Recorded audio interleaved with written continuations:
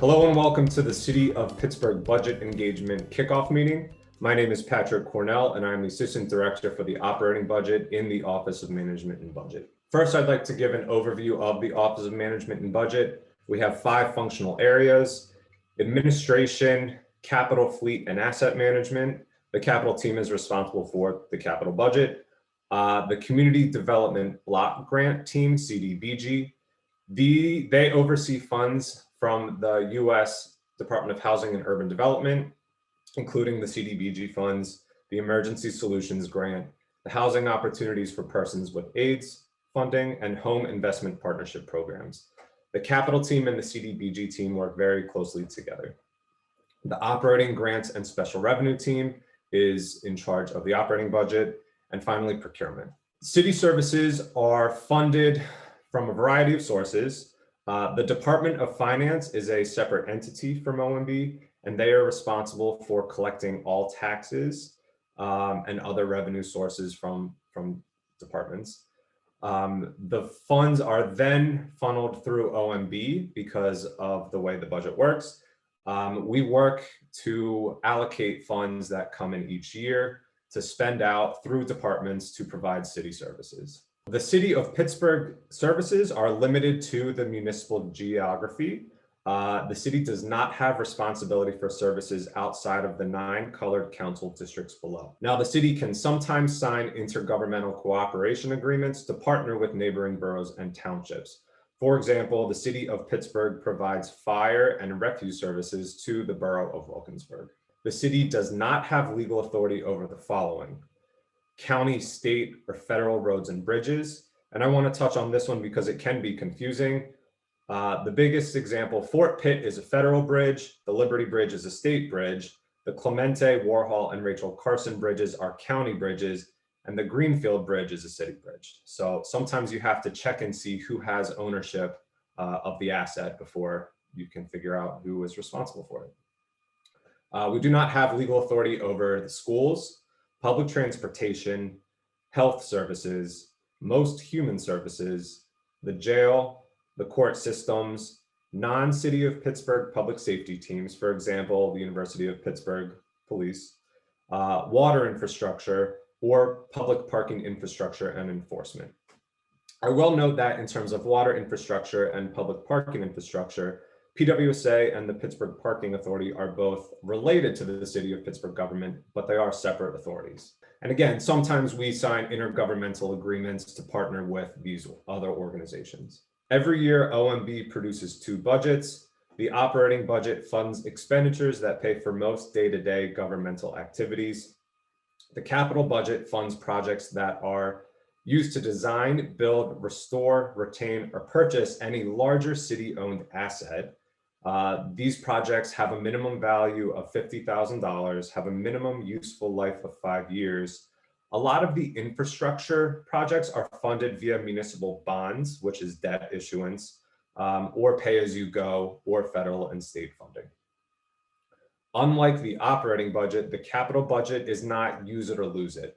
So funds remain available until a project deliverable is complete or the capital project is reallocated to a different need.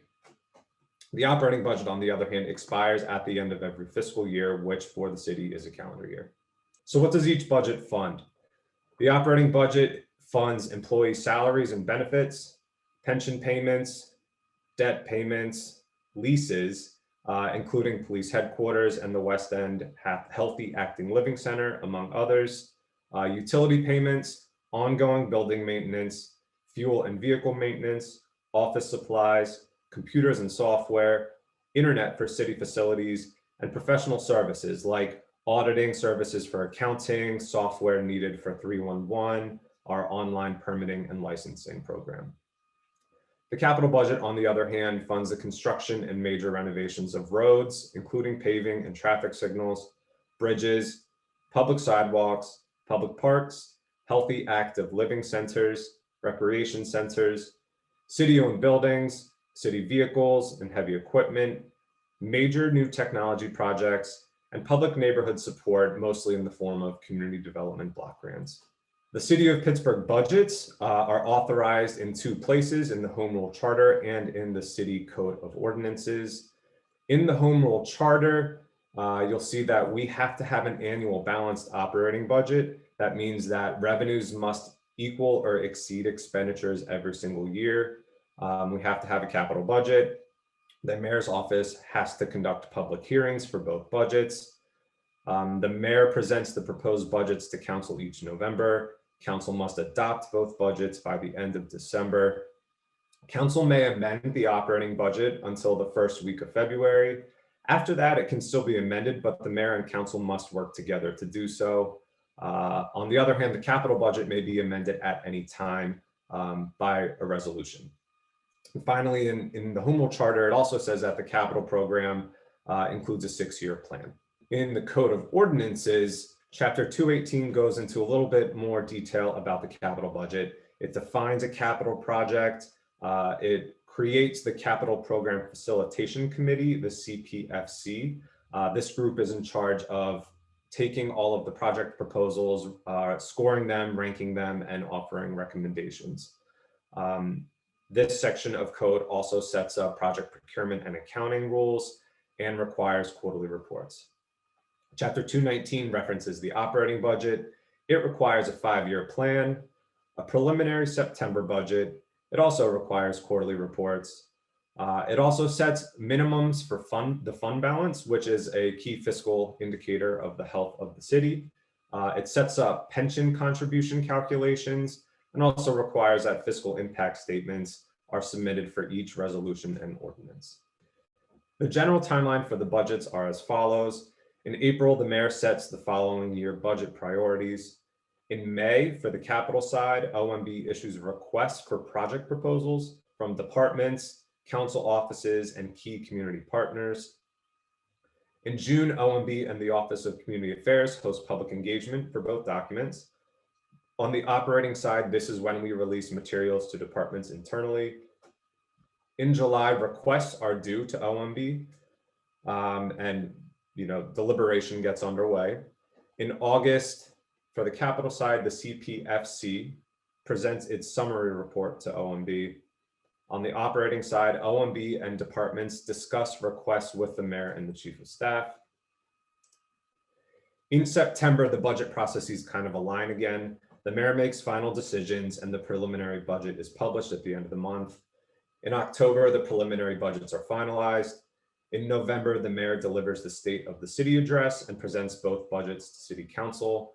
At this point, the Office of Management and Budget is done with the budget process for the year. City Council and the Council Budget Office take over for full responsibility. In December, Council holds budget hearings with each department. They can then revise the documents as they wish, and then they finally will be passed into law by December 31st. Come January, these go into effect and the cycle starts over. So right now we're in the public engagement phase. It is important to engage with OMB because we are directing your taxpayer dollars. Your input is critical to guiding the city as it moves forward. Engagement includes this kickoff presentation, attending public meetings for both budgets, reading educational guides in the budget documents, completing surveys, submitting online budget simulations, and also interacting with 311 departments, the mayor's office, and your city council offices. Public input will be reported to department directors, the mayor's office, and city council. There are plenty of resources to help you understand what's going on with city finances. On the Office of Management and Budget website, we have links for our operating and capital budgets, both the current year and prior years. We have a summary document called the Budget in Brief, and we also have links to all of our quarterly reports. Everything relating to public engagement is on the Engage PGH website. And if you have any questions, feel free to contact the operating and capital teams. The operating team email address is omboperating@pittsburghpa.gov, and the capital team's address is cip@pittsburghpa.gov.